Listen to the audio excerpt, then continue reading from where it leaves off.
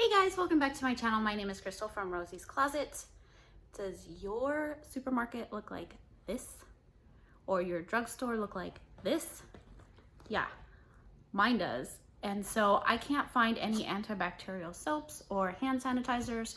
So I decided to show you today how to make your own using the CDC recommended recipe.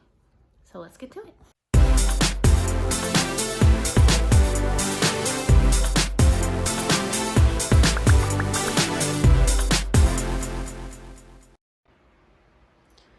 Okay, so you're only going to need 2 ingredients. The third one is optional.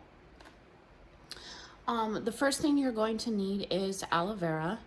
So this is an aloe vera after sun gel. I picked this up at CVS. It's a great big bottle. There's a couple places you can look for aloe vera. You want 100% aloe. You can find it in the cosmetics department. A lot of time it's used as like a facial moisturizer. You can also find it in where they sell lotions.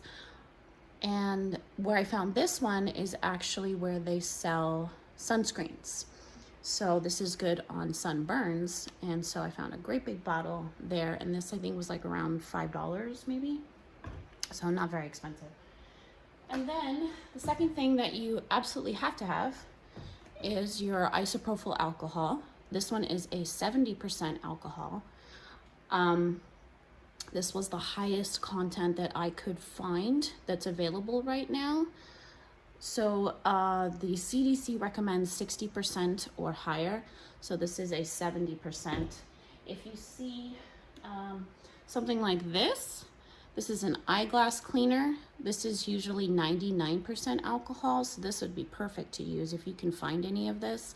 This is selling out right now as well as isopropyl alcohol, so they are still a little hard to find. Not as hard as a hand sanitizer, but you still might be able to find something like this. Or even if there's an electronics department, you can find sprays, kind of like this one, or wipes or things like that, that also has isopropyl alcohol that's 99% in the electronics department. And then lastly, what you'll want is some type of essential oil. This is optional. You don't have to scent your hand sanitizer if you don't want to. I like to. This is a lavender pure oil. Again, I purchased this at CVS. This is a topical only. You don't want to ingest this. So this is just for scent. And then I picked up these 2 little mini bottles. I got these at CVS as well. These were 50 cents a piece. They were on clearance. So any type of travel squeeze bottle is what you're going to want to use. You can mix this up in like a large bowl or a mixing glass if you want to, and then pour it into different types of containers. I find it easier to put it into a small bottle like this and then shake it up, because this can get really clumpy.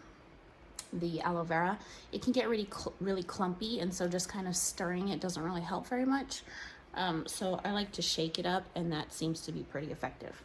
All right, so let me show you guys how to make this. I can't talk today. The words just don't want to come out. All right, so it's really very simple. Take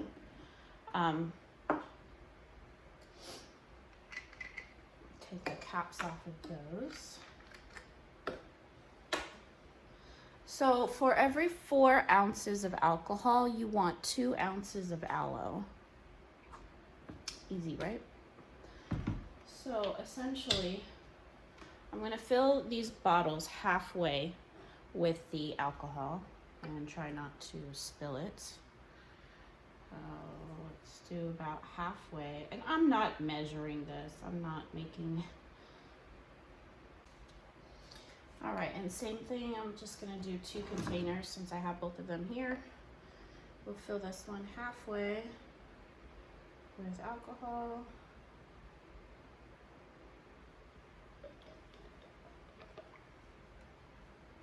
That one's not quite, a little bit more.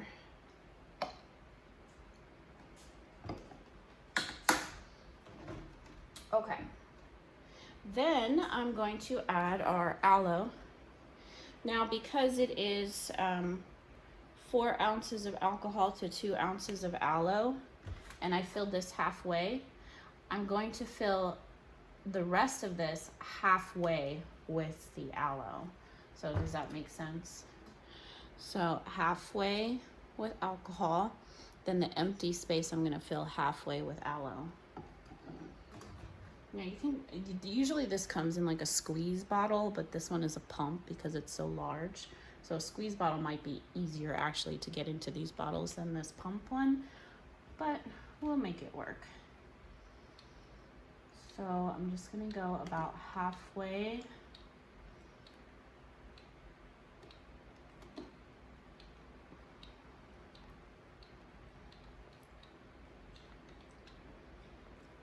A little bit more. All right, that's pretty good. So see how it's about halfway left. Okay, so I did alcohol about halfway up the bottle, and then the empty space in the bottle I filled halfway with aloe. Does that make sense?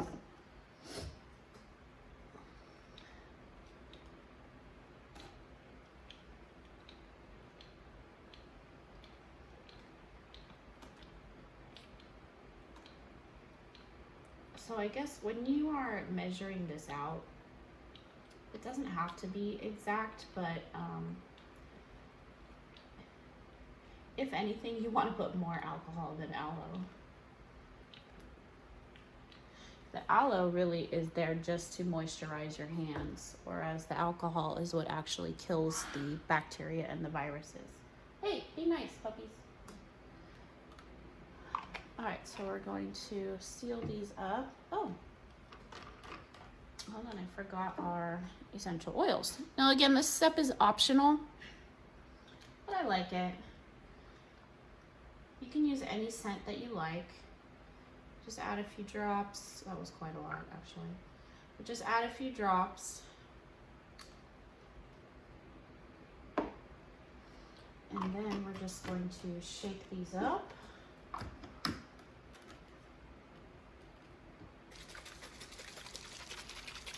And you want to shake it up really, really good. So you don't want any clumps in there, and you want to make sure that the alcohol is distributed all throughout the aloe. See the difference? Turns kind of cloudy. The good thing with this is once it's shaken, it pretty much stays distributed. It doesn't separate. I do shake it each time I use it. Maybe that's just a habit. But it does stay pretty distributed. So that's it. Easy peasy, right? These ingredients are much more available in your stores right now than hand sanitizer is. So I'm gonna go ahead and show you how the CDC recommends that you use hand sanitizer. Seems pretty simple, right? So you want to put enough hand sanitizer in your hand to cover both hands. So you can see it's kind of like a gel consistency, but it's a little bit fluid. So you want to put enough hand sanitizer to cover both of your hands, all right? And then rub it all over, as I drop it on the floor. Rub it all over your hands. And, ooh, that's a strong alcohol smell. They recommend that you keep rubbing your hands until the sanitizer is completely dry. You don't want to wipe it off on a towel, on a napkin, your pants, whatever. Wipe it in your hair, I don't know. So you just want to keep rubbing it until it is completely dry, and this will effectively kill whatever's on your hands. This is not a replacement for soap and water. Soap and water actually scrubs away the bacteria and viruses that are on your hands, whereas a hand sanitizer doesn't take it off your hands, but it kills it on your hands. Does that make sense? So it's not a replacement for soap and water, but it is a good substitute if you don't have the opportunity to wash your hands at that moment. So this is all dry now. My hands feel very soft from the aloe, so this is perfect. Okay, super easy peasy. Go out and make yourself some hand sanitizer. All right, guys, so hopefully you guys will be able to find those ingredients and you'll be able to make your own hand sanitizers. Again, that's not a substitute for washing your hands. If soap and water are available, please do that instead of using hand sanitizer.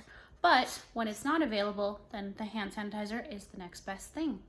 So thank you guys for watching and hanging out with me. Stay safe, be well, and I will see you guys next time. Have a great day. Puppies, say bye, puppies. Say bye, puppies.